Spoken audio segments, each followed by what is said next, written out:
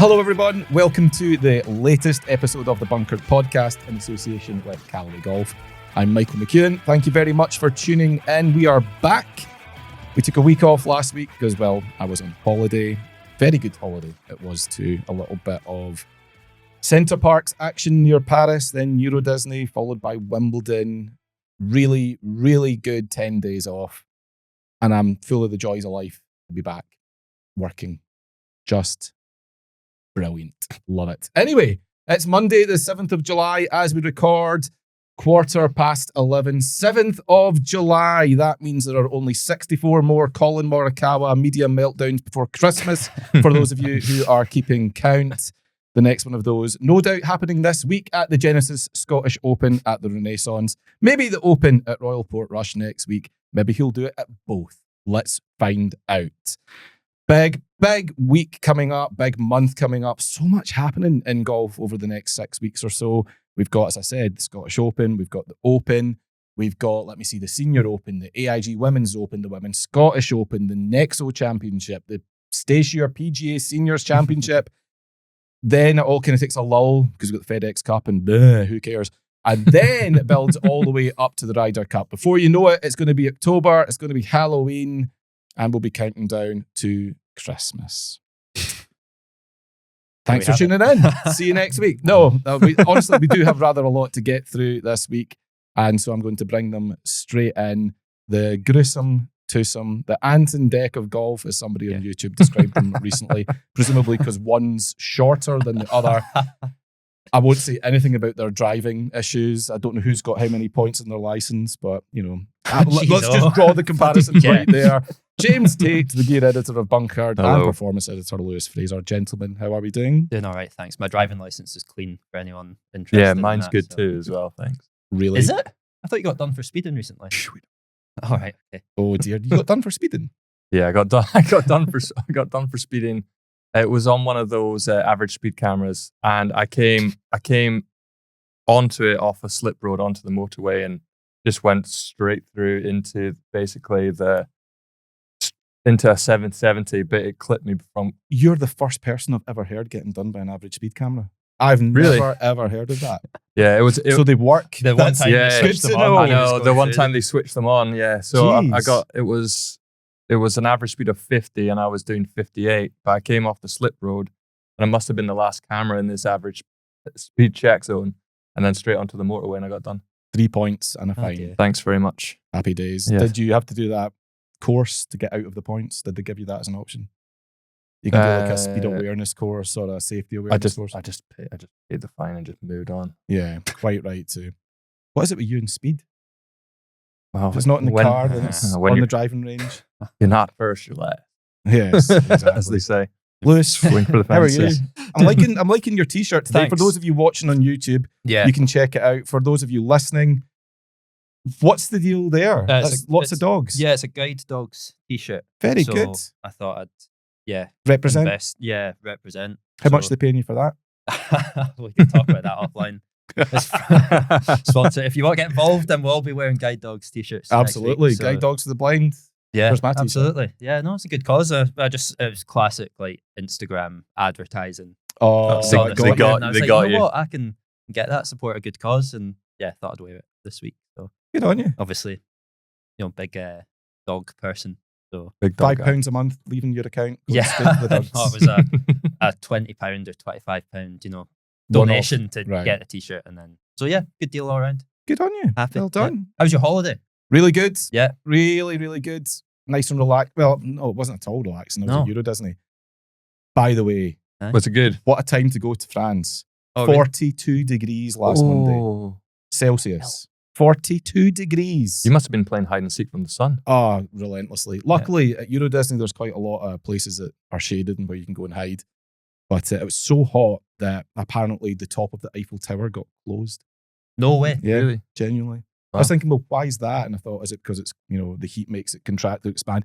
It probably has a lot to do with the fact that it's metal. Yeah. So imagine standing up there. It's a good heat conductor. Yes, exactly. So, no, heat aside, great holiday, lots of fun. I won't lie, Euro Disney with the family was very, very special. I really enjoyed Wimbledon. Yeah. Went there on Friday. I looked at Ace. Tons of parallels between Wimbledon and the Masters. Oh, really? So many. I mean, for a start, you've got the obvious one that they're both run by private members clubs. Yeah. Augusta National Golf Club and then the All England Tennis Club. But then you go in and like the attention to detail at Wimbledon, for those of you who've ever been, you'll know what I'm talking about. If you haven't, the attention to detail is on another level. Like in the same way it is at the Masters, where you don't see litter anywhere. Right. You don't really see any staff, which is the other thing. You go to a lot of events, like we're going to the Open next week. Yep. Yeah. You're going to get tons of volunteers, tons of marshals. Mhm. You're going to get some guy with an armband who's going to shout at you, "You can't go this way. That's the wrong direction. Go the other way." You're like, mate, you're just holding the rope. Yeah. I'm trying to literally get 10 meters that side. That was a really good Irish accent as well. You're making this just unnecessarily difficult just because you can. Yeah. At the Masters, there's none of that. You've got the crosswalks that are all pretty much self-regulated. It's the same at Wimbledon. So you don't really see staff. You don't feel like you're being watched, even though you are. Yes. The media facilities, I got a little tour of that. Shout out to Stuart Fraser at the Times for sorting that out. Again, I think it's the same software that they use at the Masters, so the level of detail that IBM have put into it. If you want to know the fastest serve that day, you can get that with a click of a button. Yeah. So all of that stuff's available to hand. And then you've got like the merch. Yeah. Now, I will say that there are some differences in so much as the overall cost when you're on site for like food and drink and so on at Wimbledon is like ridiculously high compared to the Masters, which is famously low. Yeah. 2 pints of, by the way, Stella. Oh, we did. Fights breaking out. Yeah, there was. I'll come back to that. Yeah. There was. Go on, Stella. You've reminded me. But I mean, if they just at the Masters, they call it like Crow's Nest, and I'm pretty sure it's Blue Moon. Right. If you just got Wimbledon to call it Centre Core IPA or SW19 IPA, it would taste a lot better. Yeah. Yeah. But yeah, 2 pints of that, 19 quid. Oh, at the Masters, you're getting like 5 pints of it. I do remember that. I was on Murray Mound, as they call it. Yeah, not. Yeah. No. Raducanu Ridge, I heard someone describe it as. That's Like, that's awful. Not until she wins. That's awful. But no, not until she wins. But no, I think they were charging when we were there for Pims. It was like 9 quid. It's now 13. Jesus. For Pims. Yeah. Sickening. Mental. But yes, there was a fight. Yeah. I saw some guy Brilliant. absolutely losing his mind, getting chucked out by security. It took 3 of them. He's like, "Don't you fucking touch me. Get your heads off me." And he went to headbutt one of the security guards. Brilliant. Missed. And then tossed the table on the way out. Brilliant. Absolutely superb. He will have woken up on Saturday morning with just the mother of all fear. That's the Oh, my head's absolutely bang. Oh, shit. What did I do? He was sober as well. Yeah. So no, Wimbledon was good. Holiday was great. Good. Lovely. Happy to be back. Don't know. Ended up buying some shit on holiday as well. You know, like you just end up buying stuff because you can. For the sake Money's of it. not real when you're on holiday, is it? Yeah. Yeah, it's really weird. Oh, this would be nice. I'll get this. Yeah. Like, when am I ever going to use an inflatable ring ever again? €20, that's nothing, is it? Yeah, Like, that's fine. Yeah. And then you're coming back with this extra small suitcase full of crap. Although, claw machines, there's a thing. Oh, yeah. You know those claw machines that you get at arcades that you Rigged. never win? Yeah. Totally rigged. Won it for the first time. No way. Genuinely. First time anyone's ever won anything. I think so. Yeah. Sadly, it wasn't like an iPad or anything like that. It was a soft toy from a wee girl, but she was buzzing. I was even happier. I couldn't believe it. The claw goes down, it grabs it, and you go, "Oh, here we go again." Got a chance though. Up it comes. It's still hanging on. You're like, "Well, it's made it this far, but it's probably going to wobble and it's going to fall." No. Brought it out, dropped it, received the toy, brought it home. What was it? A cuddly axolotl, I think it is. Oh, You know, nice. those wee lizardy things. Yeah. Sure. She was absolutely over the moon. So they do work. Yeah. Okay. She'd have been over the moon at getting a new toy. You were over the moon to see one of these things actually work for the first time ever. I was basically standing around at the machine for a while after going, "Does anyone want to talk about this? Who wants to Send that interview me?" press release.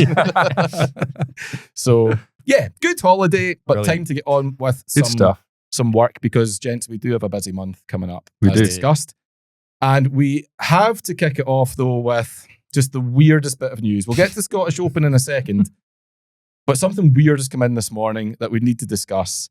And we will talk about that right after this. The Bunkered Podcast, brought to you by the new Elite Driver from Callaway.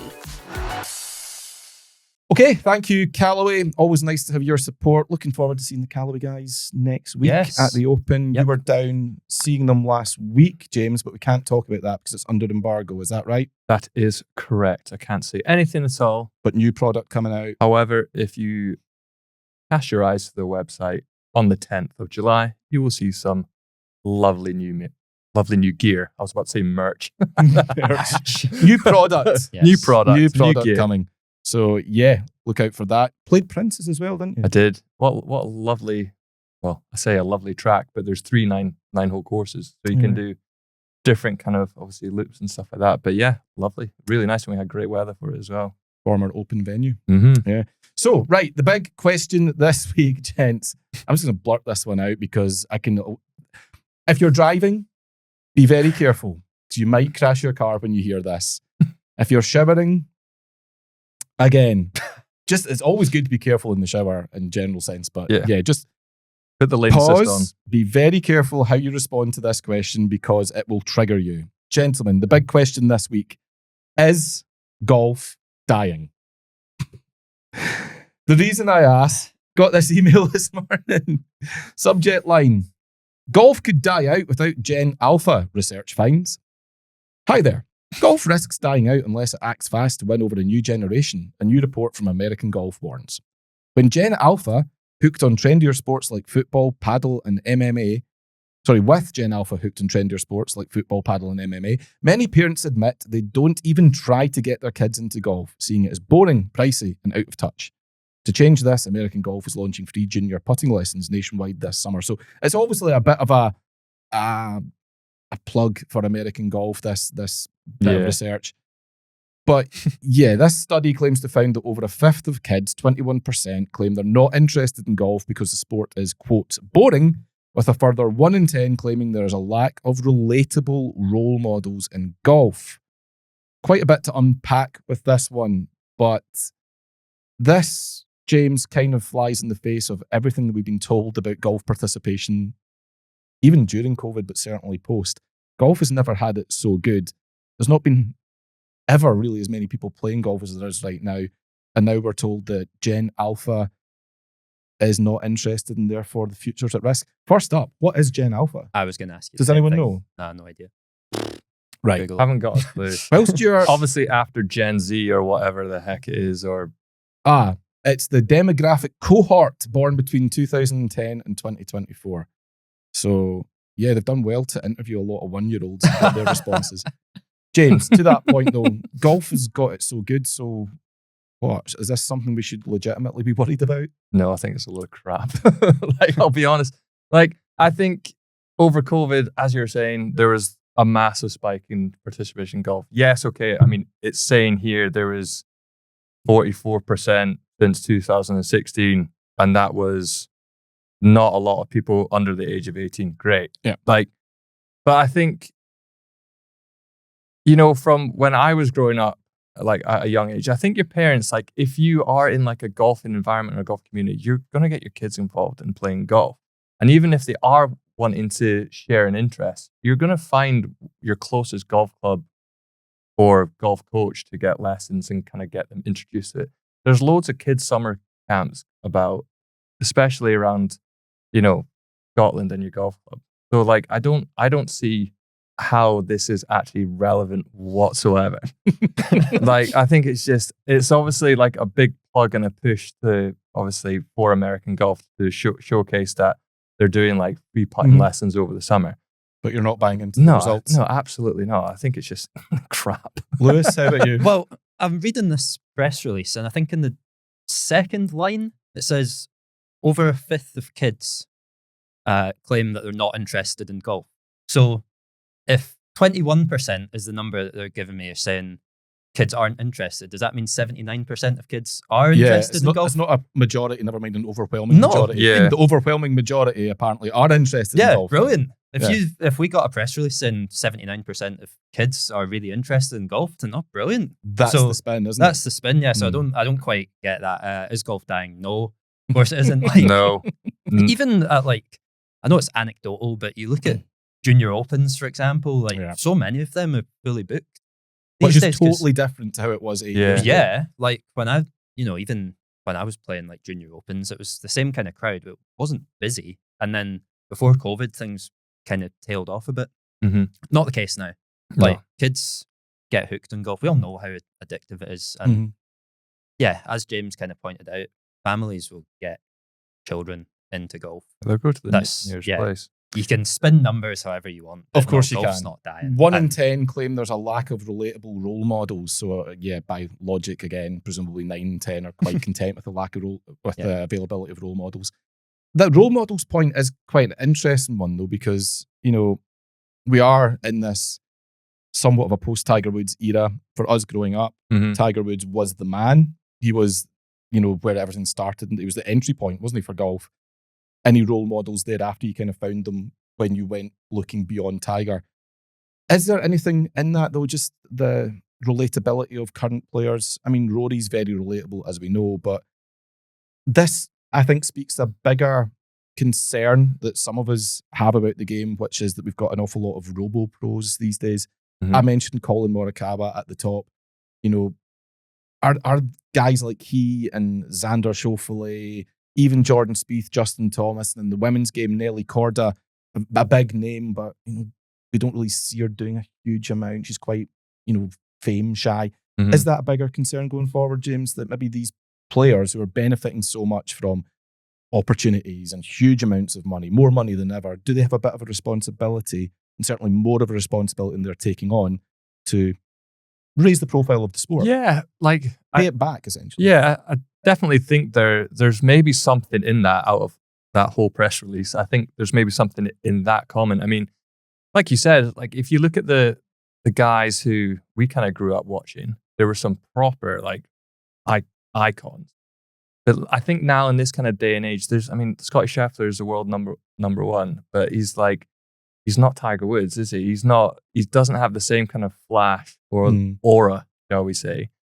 Even guys like Ricky Fowler in our day, they're big standout characters because of, the way they kind of dressed. I mean, obviously Jason Day kind of comes to mind because he's kind of been doing a few kind of out there bits with Malbon, but even still, there's not really someone which I would kind of like look at maybe from a younger generation, be like, oh, they're kind of like a really cool kind of thing. Everyone's kind of maybe a little bit samey. And I think that's the problem. And I think there's no one who really actually stands out from the crowd anymore. Yeah, I would. Yeah, a little bit, with maybe a handful of exceptions. I was interested in that one. 88% of parents aren't even trying to get their kids into golf at a young age, and instead are pushing them towards team sports such as football. No surprise there, that's always been the case. Or newer, trending activities like paddle and mixed martial arts. I refuse to believe. Yeah. Sorry, I don't care what the numbers say. I'm just not that. I mean, when you see, where are they doing this? I don't survey, believe by these the way, numbers. in Sports Direct. Yeah. Like what like MMA. You're not telling me there's not many kids are doing octagons MMA. for kids. No way. I'm not buying that at all. Backyard. I just don't believe the numbers. Like, I guess if it's karate football, and it's judo and whatnot, fine. Mixed martial arts, I'm not seeing many to get little Conor McGregor's cutting about. Hopefully not. Hopefully not. Less the better in that front. So I don't know. We're drawing the conclusion then that this one's just a bit of, it's brand promotional, but it's also deliberately scaremongering. Is that what we're saying? It's not to be taken too seriously. Listen, it's worked. We've talked about it. Indeed. And we mentioned the free putting lessons you can get at American Golf if you're a junior. So go along. Golf isn't dying. Golf is not dying. I certainly hope it's categorically. If not, then we're in trouble. I'm not even close. No, but no, it's not. Thank God for then that. We'll be all right. Yeah, we've so worried. Honestly, I could tell. I'm glad we cleared that up. Beside myself with fear. I wondered what was really getting at you this morning. Didn't know if it was just coming back to work. Driving in this morning, I thought there's something not right in the world. And then that email landed, I was like, that's it. Golf's dying. You take 1 week off work and golf dies all of a sudden. All these 3-year-olds out there just going, I'm not interested in golf. You can do MMA instead.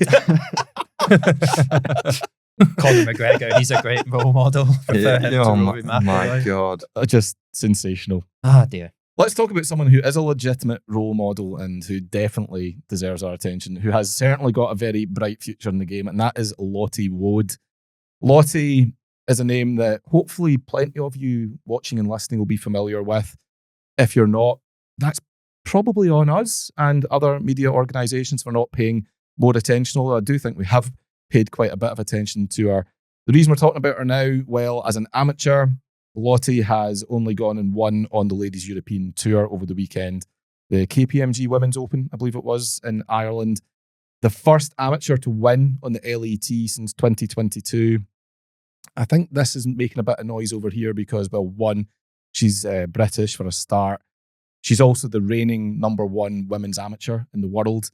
And she kind of announced herself on the global stage when she won ANWA, the Augusta National Women's Amateur, just over a year ago. Lottie looks like she's got all of the tools to go on and be a really, really big star in the game and have a very, very long, successful career. Lewis, what do you know about her so far, and what strikes you as being particularly impressive about her? I think from watching some of the golf over the weekend, what impresses me is she hits the ball incredibly hard, which is great to see. Like, she doesn't hold back the way that she hits it and the way that she plays the game. Like, she's really aggressive in the way that she approaches it, which is brilliant. She's had an incredible amateur career. Like you mentioned there, ANWA. She's won the Smith Salver, AIG Women's Open. Good point. Even like at the US Women's Open, she was top amateur. Mm-hmm. Nothing seems to phase her. Like a lot of amateur golfers in that situation, with however many, she's beaten by 7 shots and then ended up winning by 6. And I think that's arguably the most eye-opening part of it. It's not like she stumbled across the line one by one or in the playoff. She romped that event. Lost it, didn't she? Going into an event, a final round of the lead like that, we see so often like experienced players within, oh God, like a miles ahead, try and be defensive here. She didn't do that at all. So yeah, nothing stands out to me as being a problem with her game here. Obviously, there's a lot to learn and she's still an amateur, so things change when you're playing for a living, but so far so good. Yeah. Like, that over the weekend was just different really class, impressive. wasn't it? Different class against a really strong field as well. Well, you took the words out of my mouth. I mean, Madeline Sagstrom, who's, you know, a Solheim Cup veteran, was her closest challenger, like we said, 6 shots adrift. She was 21 under par, to be clear, when she won. Yep. So she obviously knows how to go deep. 3 rounds. There's that horrible cliche, but I guess there's some truth in it. She's not afraid to go low. She's obviously got birdies in her. But yeah, Madeline Sagstrom in the field. Charlie Hull also in the field. Georgia Hall, former AIG Women's Open champion, was there. Leona Maguire. I mean, that was a seriously deep, deep field playing on, you know, a tough golf course as well. I mean, Carton House is It was really windy as well. Yeah, very tough conditions. Yeah, she's genuinely making a lot of people excited. And James, one thing I thought was really interesting was the advice that Paul McGinley came away with for her after her win. He obviously took notice of it and on social media advised her to keep doing what she's doing. He said, evolve, don't change. Yeah. And that's a really important bit of advice, isn't it? Because she's only 21. The temptation could be, when she finally turns pro, to, as we've seen so many times, to rip up what she's doing and find a different way of doing it. McGinley's advice is, no, don't do that. Just let your game evolve rather than be tempted to make wholesale changes.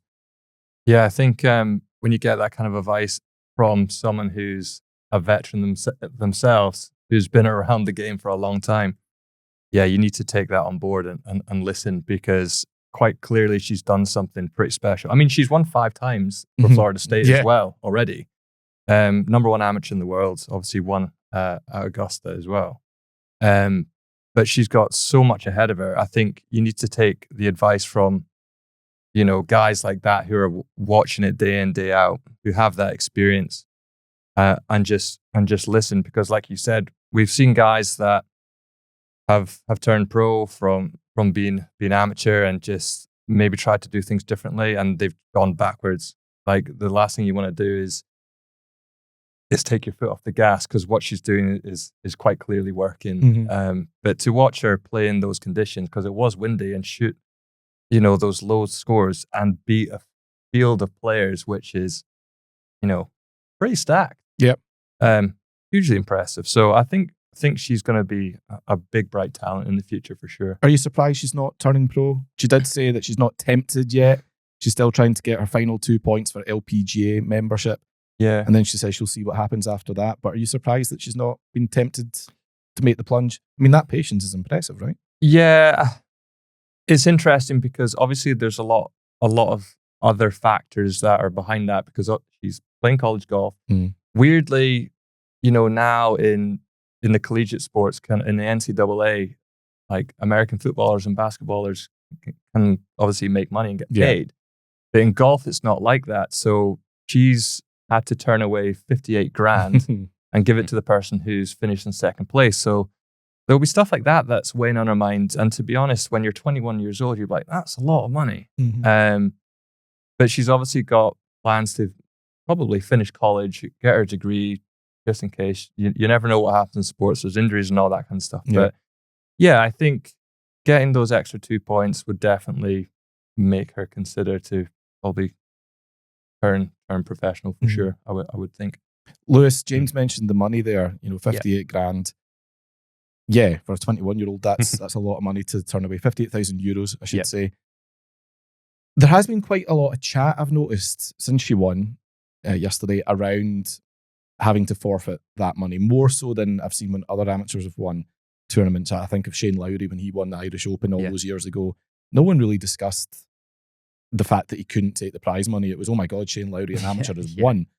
I remember there being a little bit of chat around it in 2015 at the Open, St Andrews, when Paul Dunn, if you remember, another Irish amateur, was leading the way. I can't remember at what stage. I think it was maybe 54 holes. Yeah, it was. He was in the final group. He was in the final group, wasn't he?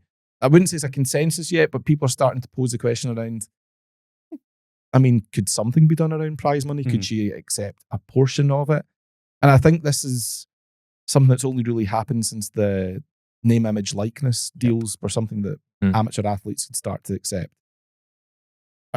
Is this something you've noticed? Is this something you've clocked onto, the money chat for amateurs? Yeah, I think in this case, she's probably not worried about it at the moment because she will earn a lot of money in her career. But generally, I don't see why they shouldn't earn this money. Like, they've competed in the same stage. It's not like she's playing a different golf course just because she's an amateur.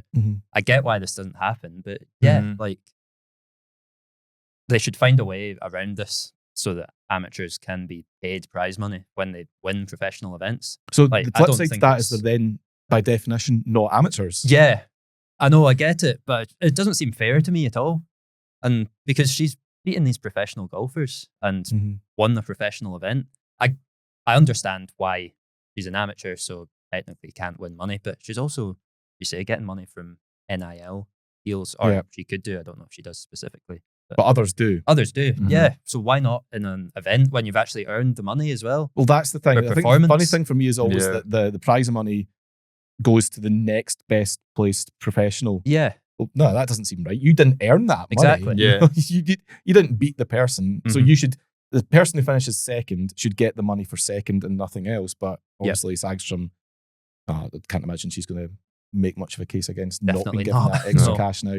But you're right. There's a little bit of a, I don't know if grey area is the right word, just seems to be a bit of a strange phenomenon that arises when an amateur performs well. It's one of those, it happens every week. Like, it would have been the same when she finished, tied 30th, whatever it was at the US Women's Open. Like, she's missing out on a lot of money there. But yeah, it would be, if I was an amateur and went and played in a professional event and I've potentially won 60 grand, I'd be disappointed. But because you could give 50 of that to the guide dogs. Exactly. Yeah, 55 probably. Yeah, set up a direct debit, a grand each month. James, what do you think? Should Adams be getting paid? It is that grey area. Like, I agree with Lewis. Like, you've done all that hard work. You've beat a world-class field of golfers. Like, you should, in my opinion. Because it's a technicality of self-definition that means that you can't take the money. Yeah, exactly. So, yeah, I think they should be able to take the money. Obviously, in an amateur event, it's completely different because the prize money is not there. So you're literally just playing for first place, and hopefully you're picking up that trophy. Yes, there is the classic, like, oh, you'll be paid in gift vouchers or whatever, or whatever it will be. Spend it in the pro shop. Scottish golf. yeah, exactly. But yeah, I think you should be able to take the money home, So- because you're proving yourself against some of the best. The reason that I'm asking you that question specifically is that you're quite an interesting case, because when you go and compete, as you're going to do later this week again Mhm. in a long drive event, there is prize money up for grabs. Yeah. You've won prize money this year, Mhm. but you can still compete as an amateur because, well, long drive is somewhat different, but the Yeah. principle's the same. It's golf. You're using golf equipment. Mhm. You're competing on a golf course Yeah. under a controlled set of rules and regulations. Mhm. Your skill at a golfer is allowing you to be paid on one hand and compete as an amateur on another. Yeah. So that's a blurred line in itself. You could go and compete in the St Andrews Links Trophy if you wanted, and then fly out to Germany and win and get paid whatever $1,000 Yeah. It's or euros. it's a weird, it is a weird kind of, there's a ruling somewhere, I'll need to look it up, but basically long drive is not considered like golf. It's like a skill within itself, essentially. So you can, get paid to do that, but then you can also still compete as an amateur, maintain handicap and that as well. So yeah, I think, The rules of amateur status must have a separate chapter all about that. yeah. So for me and what I do, that in itself is still a great area, but it allows us to do that. This is kind of in that kind of gray area, but there's been stuff put in place for, God, years and years and years that says, as an amateur golfer, you are not allowed to like win prize money. Mhm.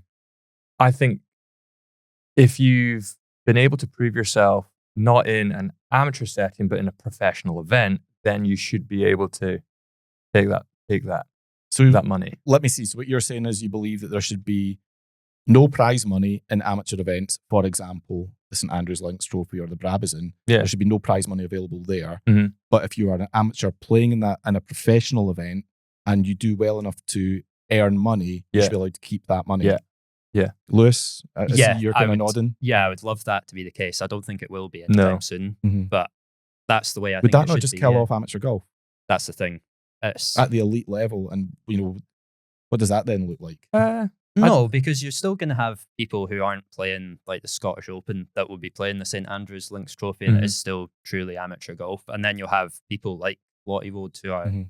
the elite of the elite and Coming go through. get into these events and Mm. could potentially earn money that way. But yeah, the whole thing just doesn't really sit right with me that she's not earning money for winning a professional golf event. It's one of those, it's quite an unusual case in that she's won this time and puts in the Mm. spotlight. Will it change soon?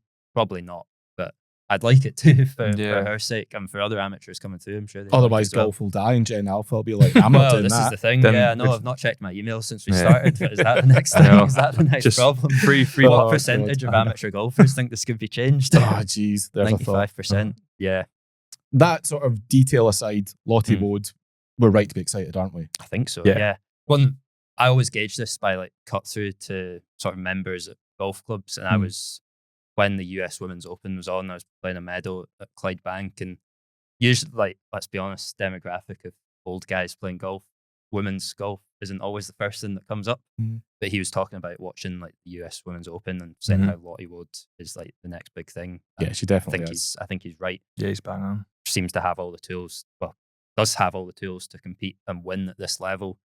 And as you say, if she keeps evolving her game rather than Mhm. changing it, there's no reason Yeah. that's not gonna keep going. So, Yeah. good Yeah, on her. I think Brilliant. it's important as well we try and temper some expectations because she will turn pro eventually.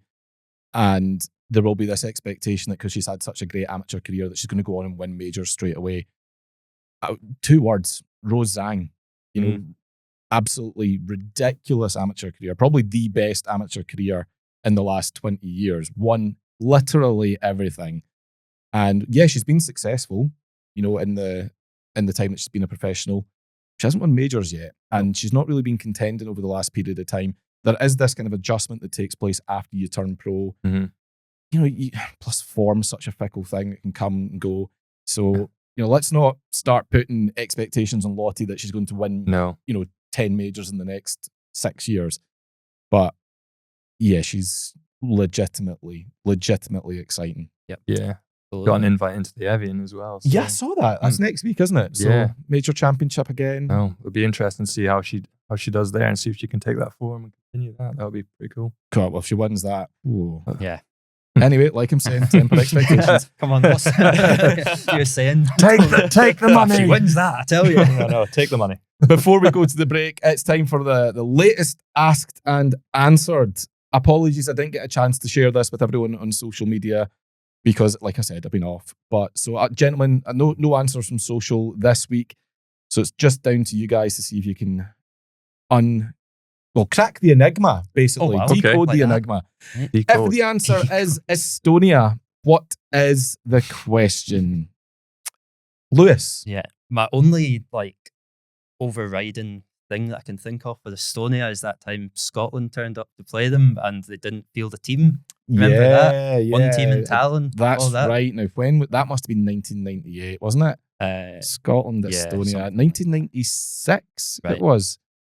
Yeah, you're right. Uh-huh. One team in Tallinn. And then they ended up redoing the fixture and we drew. So we couldn't even win when there wasn't a team in the field. That's right. Brutal. Yeah, typical But Scotland. I don't think that's the question that you're answering. Asking here. I always get this thing. No, it's okay. not. That game lasted 3 seconds, didn't it? It was over after 3 seconds. Yeah. And I have a vague memory of, was it Darren Jackson or John Collins? I think it's John Collins fist Celebrating. pumping. Won it. Superb.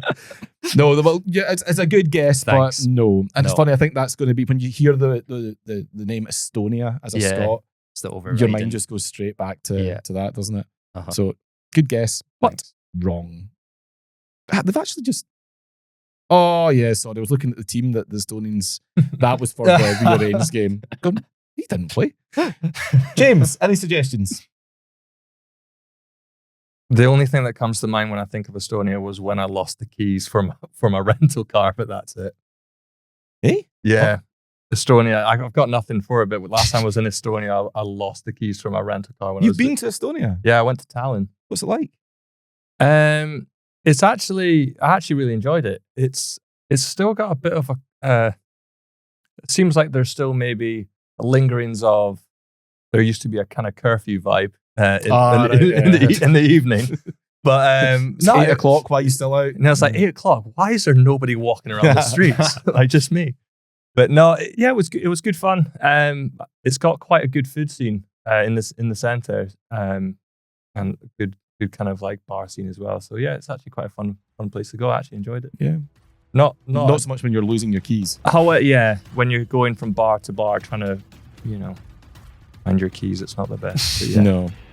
Yeah, but that didn't really answer it. But that's all No, I it got. didn't. Well, I'll tell you what, I'll give you the answer to this question. It's a good answer right after this commercial break. Do not go anywhere.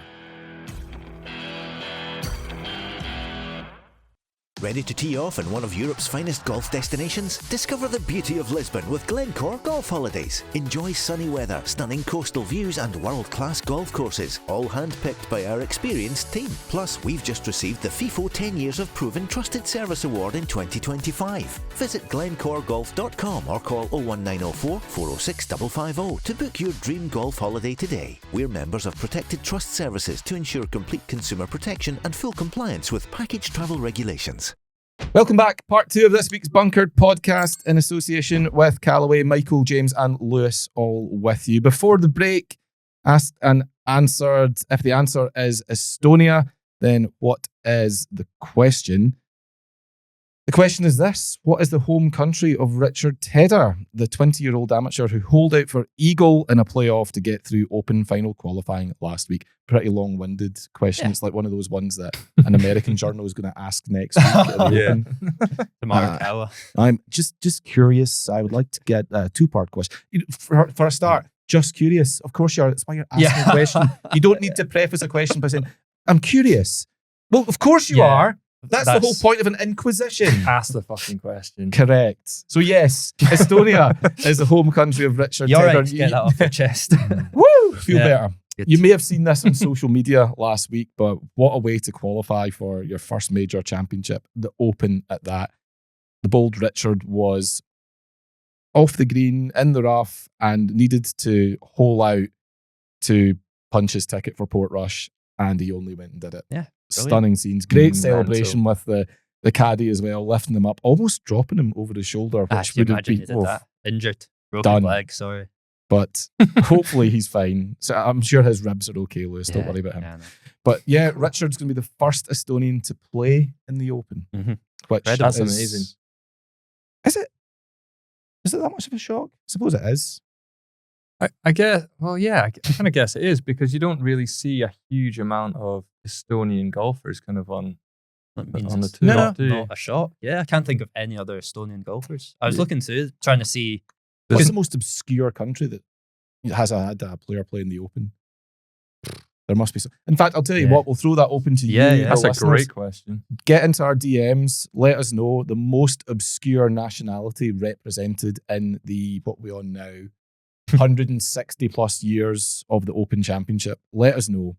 If you can come up with the most obscure one, then I will send you a prize bought from the Open shop at Portrush next week. How's Wow, about that? there you go. That's a great prize. Yeah. I mean, Trinidad and Tobago, I'm thinking is probably right up there.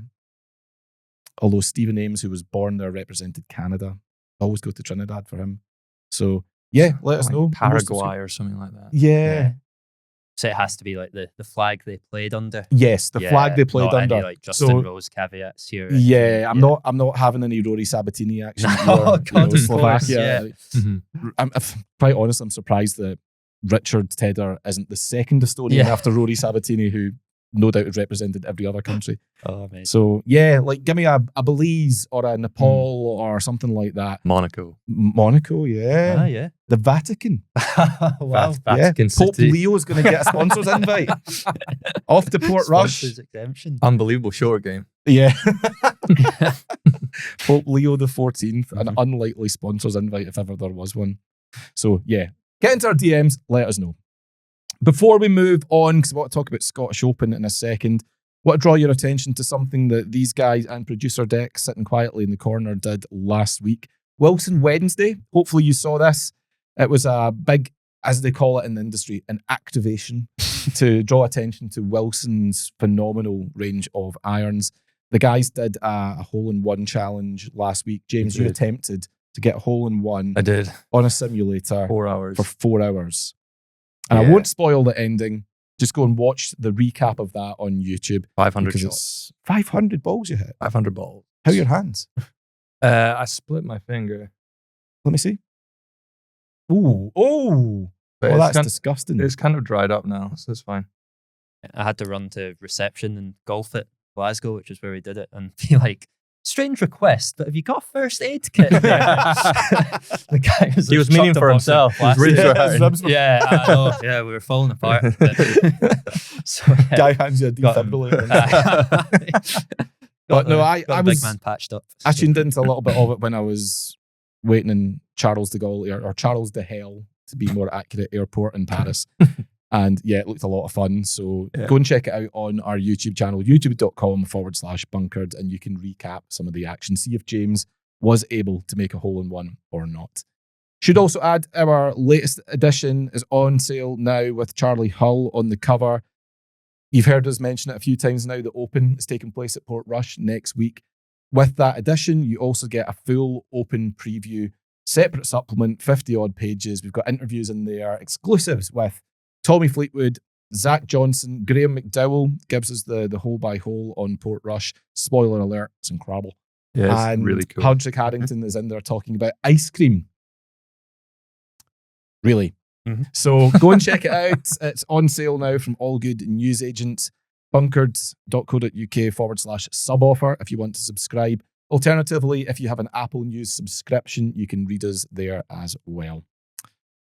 The Open is next week. This week, gentlemen, is the Scottish Open, the Genesis Scottish Open, taking place once again at the Renaissance Club in East Lothian.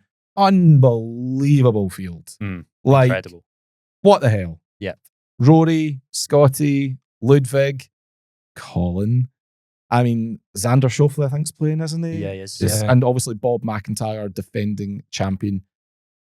Real buzz about the Scottish Open again this week for tons of reasons.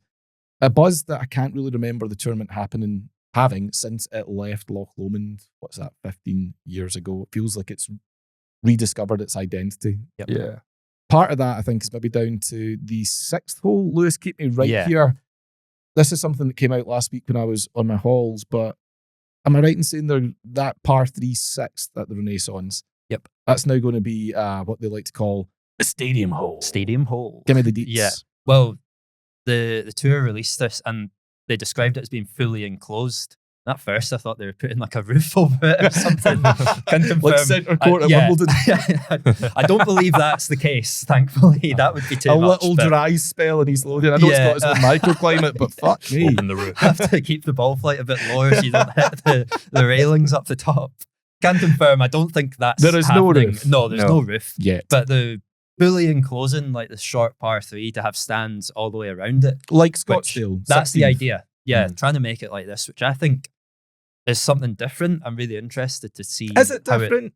It's different for the Scottish Open. For the Scottish Open, maybe. Yeah, but it's obviously, Waste Management Phoenix Open has cornered this particular part of the industry. It's doing quite well with it. Yeah. Liv has attempted to have these stadium holes or signature holes. Yep.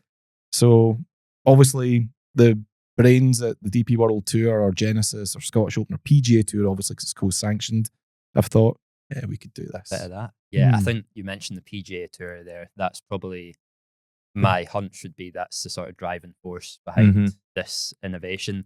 I saw a lot of people on social media thinking, oh, this, the Scottish Open, we don't need this, but it's one hole. I think it'll be quite cool. I think that's not like Scots to resist change. Yeah, I know, not in my backyard. Nah, don't need that. But it's good as it is, leave it.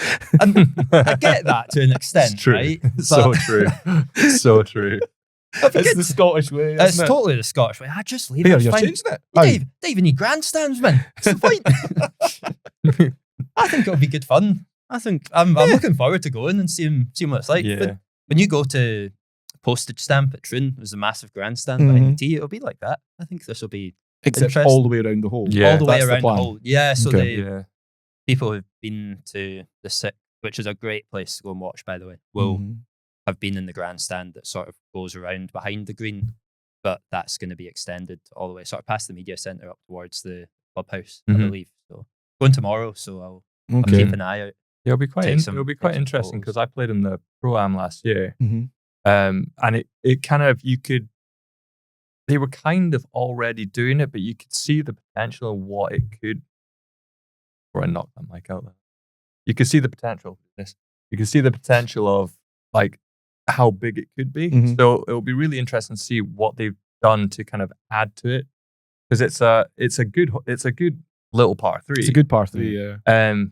But having a bunch of rowdy Scots around it, who how rowdy are they going to get? I don't know. No, This isn't it's the Phoenix. Lothians. It'll be fine. Yeah, This isn't like the £6 a pint. Are you joking? Phoenix gets all of the students from Arizona State to send. Yeah, and they've been true. doing it for years. This, I mean, how rowdy and raucous is it going to be when you've got, guys from Aberlady showing up today? It's like, oh, this is different. Yeah. So is it a good thing or gimmick? Probably a bit both. I think Not mutually exclusive. no. I think they're obviously trying to build it up and make that like a destination kind of spot of the course and get a little bit of buzz around that kind of area. And I think, if someone's kind of going well over the first kind of few holes, then there might be a little bit of kind of chat and buzz and people will start kind of flocking to that area.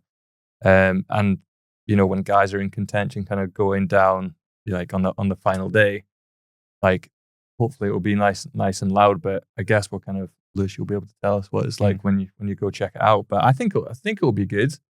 But we'll just have to wait and see. They're going to wheel out the wee guy from the Corries to sing the national anthem probably at this rate. Amy McDonald's showing up. To be fair, if Amy McDonald showed up, that would be great. But I think is Katie Tunstall playing? Yeah, she is. Yeah, like Saturday night. Katie. Oh Yeah, God, yeah. I've forgotten all about Katie Tunstall. Yeah. Suddenly I see. I did also on this stadium hole thing, so I don't have forgive me if the details aren't spot on here, but I believe that if you're in the grandstands, you get to like pick who's going to be the first player to make a hole in one, right? So I could say Bob McIntyre is going to make a 1 in this hole.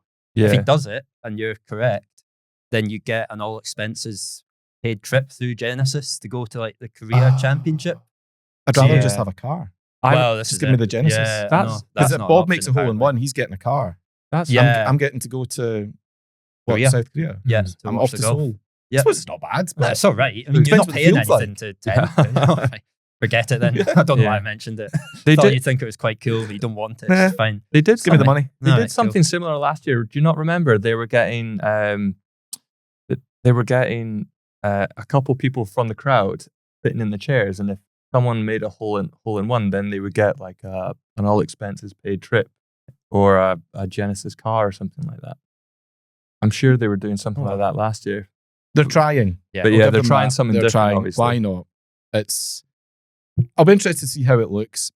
My only fear is that stadium holes are becoming a bit more and more ubiquitous these days, and it's going to take something really special to come even remotely close to what we've got at 16 at Scottsdale.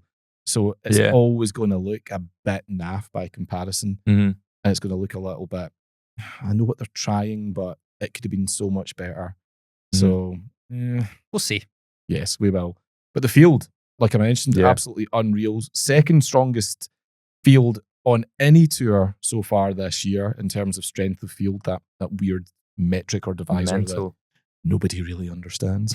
Outside of the majors, obviously. Although, am I right in saying the Scottish Open is a stronger field data-wise than the Masters was? Data-wise, yeah. I think it's because Scottish Open probably has about double the amount, or not quite double, but close to double the amount of players, and then you're taking out some of the amateurs and the older guys. past champions in the Masters. No but Bernard Langer this week. No, well, you never Or know. Fed couples.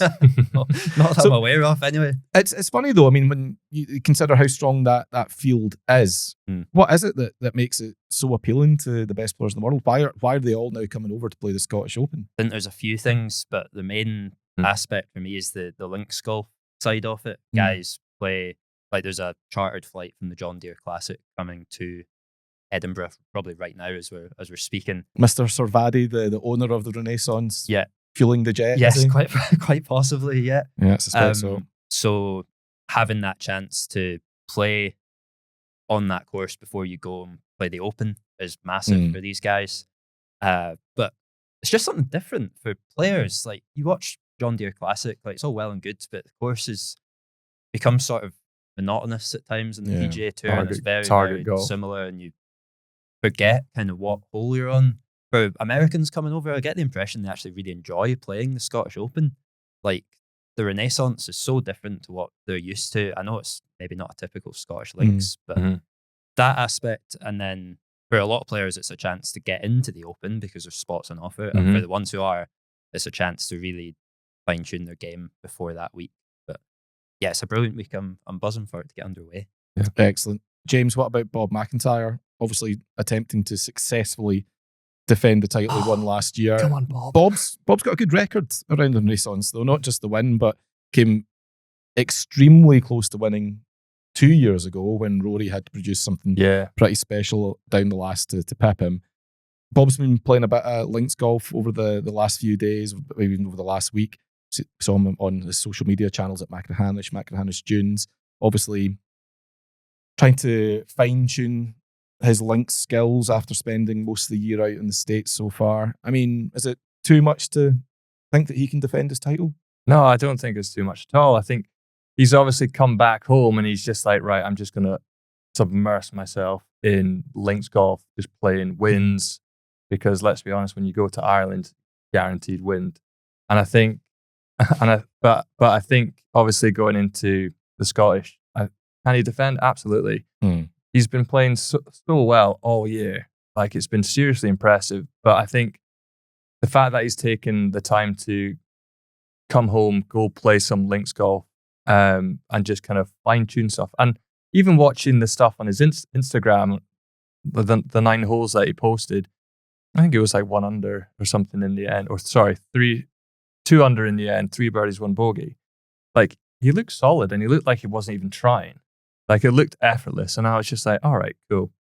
Like he looks like he's in a really good headspace, and I think, you know, him being on home soil, he's gonna fancy, isn't he?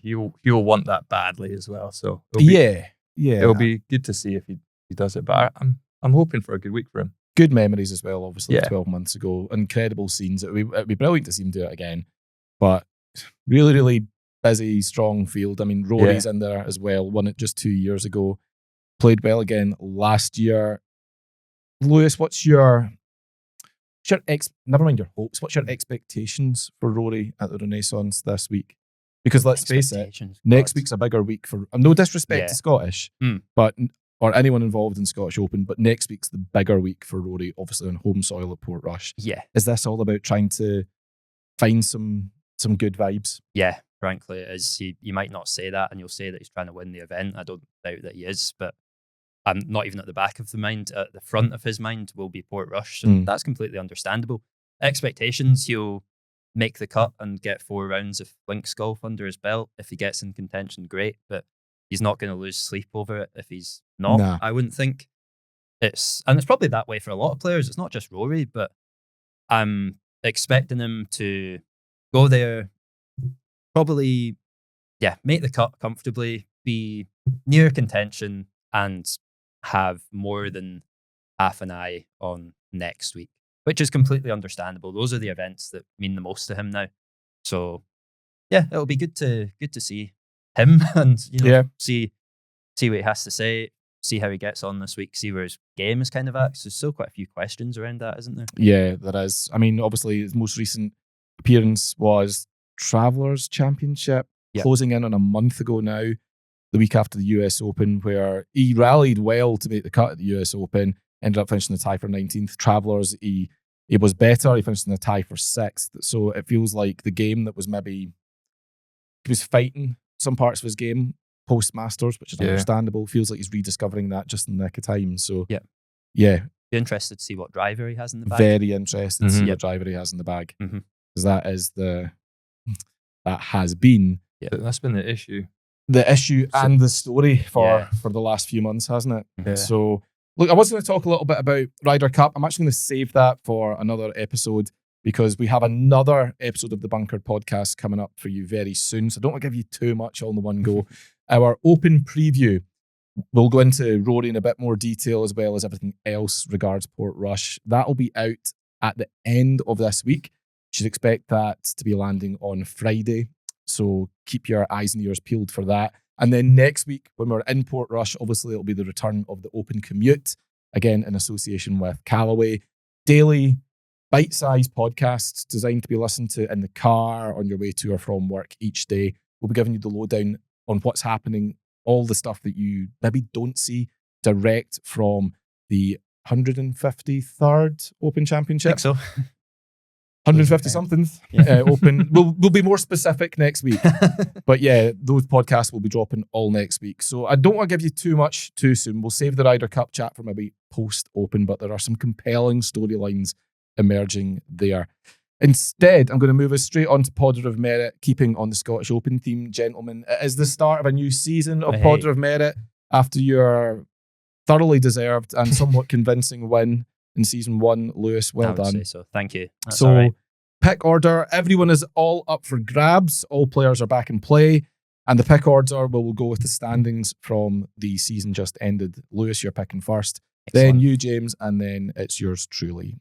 So, Lewis, your pick for the Scottish Open, Fantastic. please. I'm going to take someone who I don't think was picked at all in the last season, which is unusual considering the stature. He might have been. Xander Schauffele.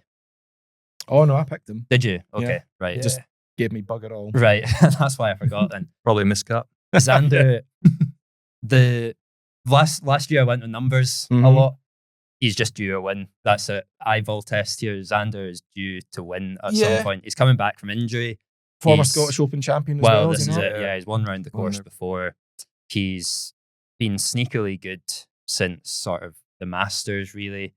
Good course for him. I think conditions probably going to suit him because it's meant to be fairly nice weather over the next few days. It is meant to be nice weather. It's meant to be amazing. He's the Open champion, so he's got good links for him. Fancy him to do well this week, so taking him. Okie dokie. James, I can hear you typing furiously. It's going to come as no surprise, but I'm going to choose last year's champion, Bob Mack. I think what a year he's having. I think he's definitely coming into a bit of good form as well, and I just feel finishing second at the US Open. Also. Yeah, exactly. So I think he's going to want to put on a show for the home crowd, and I hope he does. But yeah, big man, big bald Mac is gonna get it done. Fingers crossed. In that case, I'm going big. Come on, we're on a clean slate here. You could win this time. World number 1, Scotty Scheffler. Right. Ooh. I mean, he wins everywhere he goes. This is true. He's Or- just a machine. So Or he comes second or third. yeah, exactly. So Top 5's guaranteed.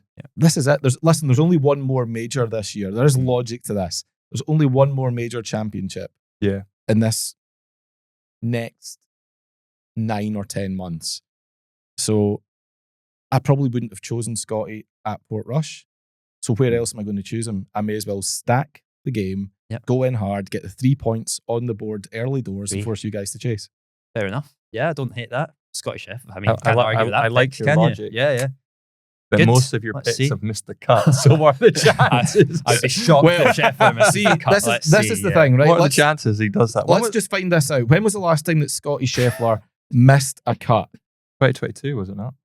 So Yeah. let me look at his like results. 2022? I'm looking at the world rankings, which shows it at a glance, all the way back.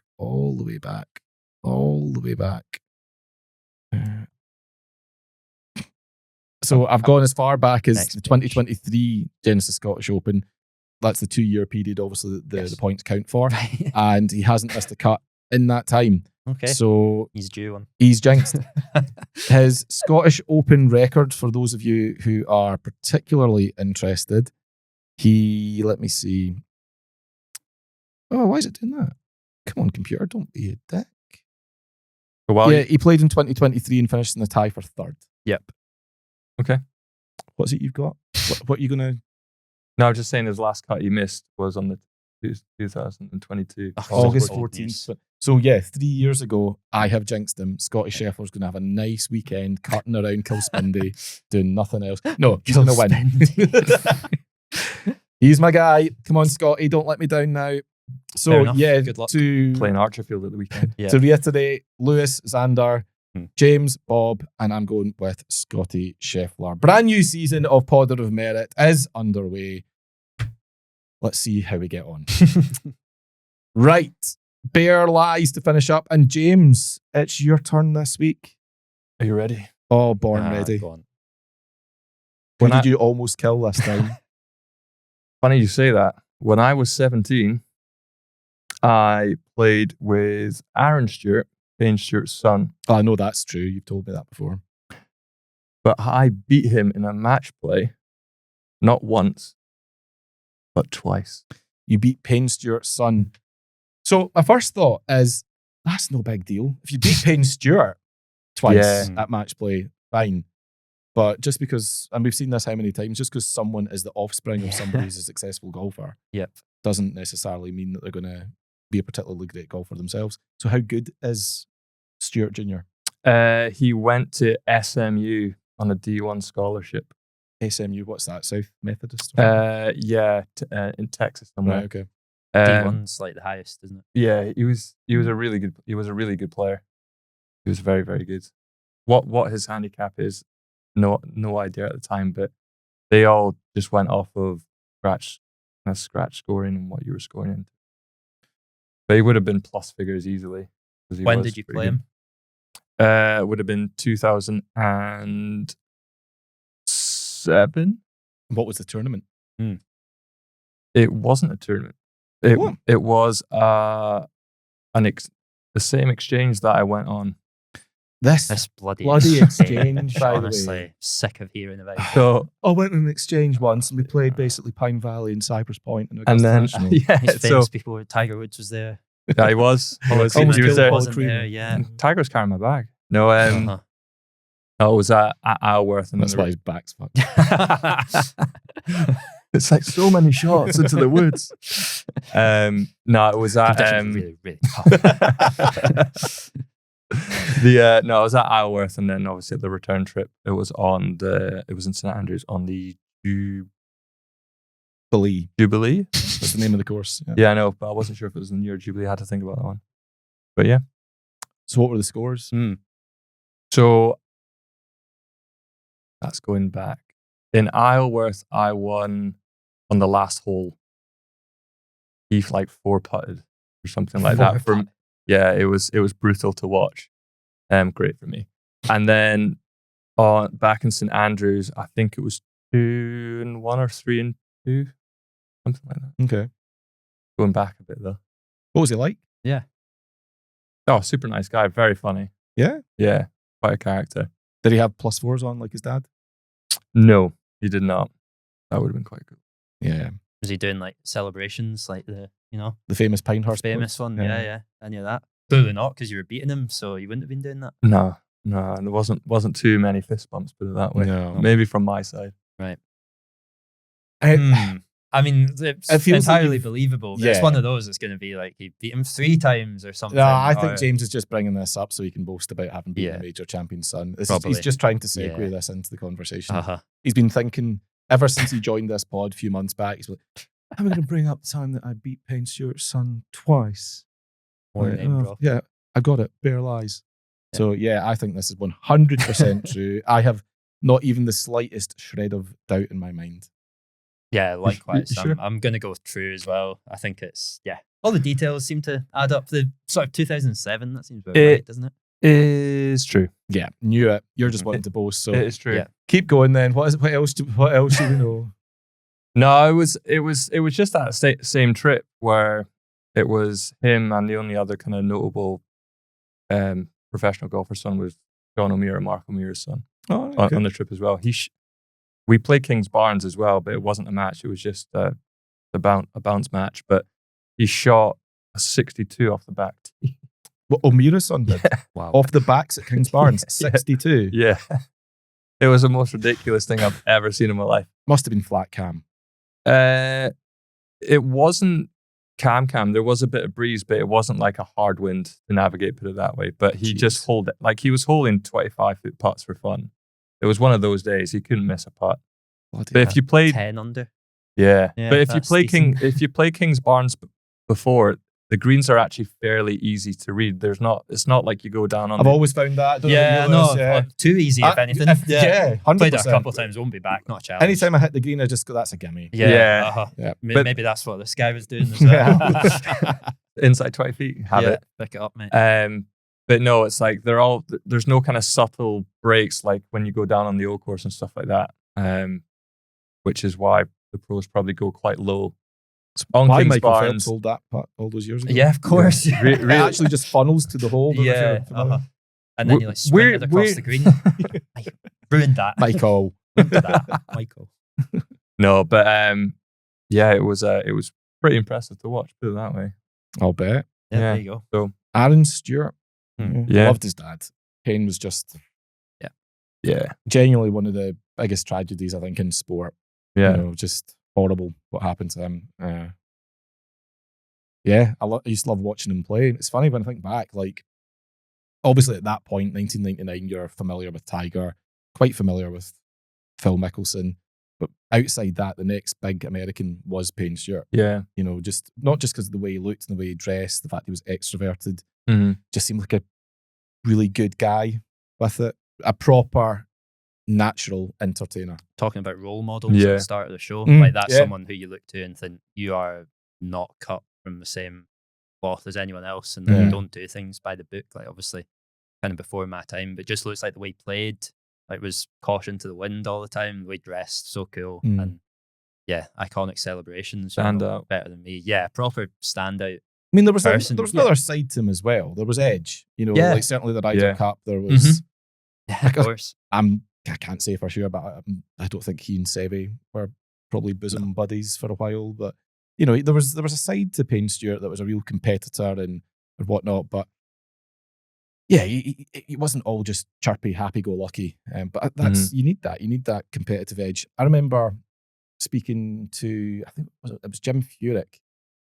No, tell a lie. It was Davis Love who played alongside him in I think his first Ryder Cup. Mhm. Love's first Ryder Cup, and said that he couldn't have wished for a better partner to play with because he was just so supportive, so encouraging. He was like, I'm not going to read your putts, you read your own putts, and I back you 100%. Just what a loss.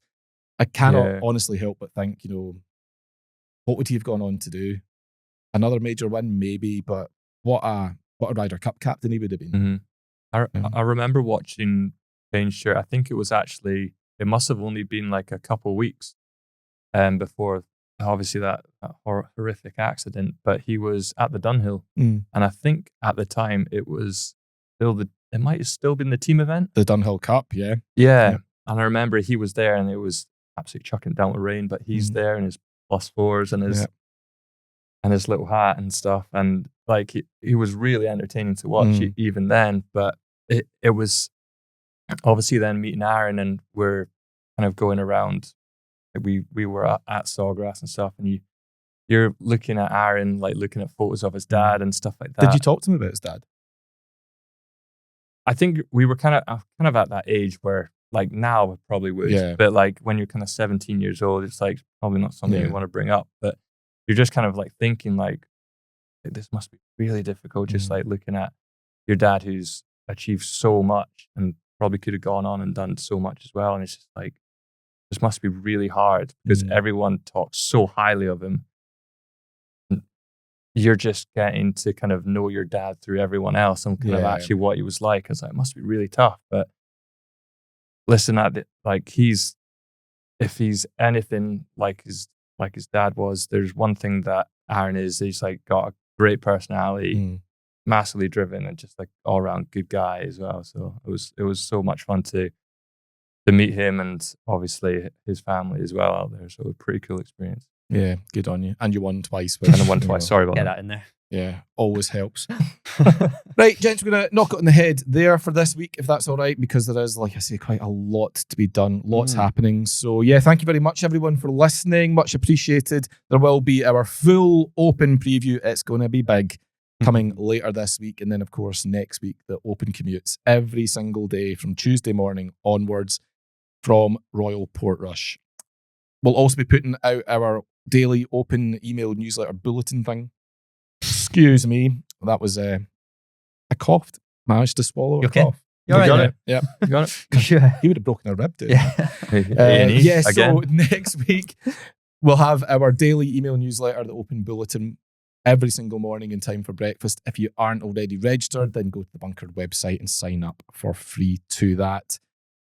I'm away to work in the next edition of the mag. Try and get that to print on, well, it goes to print on Friday. Let's try and send it on Thursday. Really, really, really cool cover star, this issue. I won't say too much more, but I'll tell you this. It's not a golfer on a golf magazine. He'd like to be. He'd bloody love to be. Good golfer. Good golfer. But not a good but golfer. Not a golfer as such. Yeah. So, yes, keep your eyes peeled for that. Lewis, James, thank you very much for your time. Thank you, Michael. Producer Dex, thank you. Callaway, thank you for your continued support, but to you for listening, watching, wherever in the world you are. Remember, I want to know the most obscure nation represented in the Open. Slide into our DMs with that info. Until next time, it's bye-bye for now.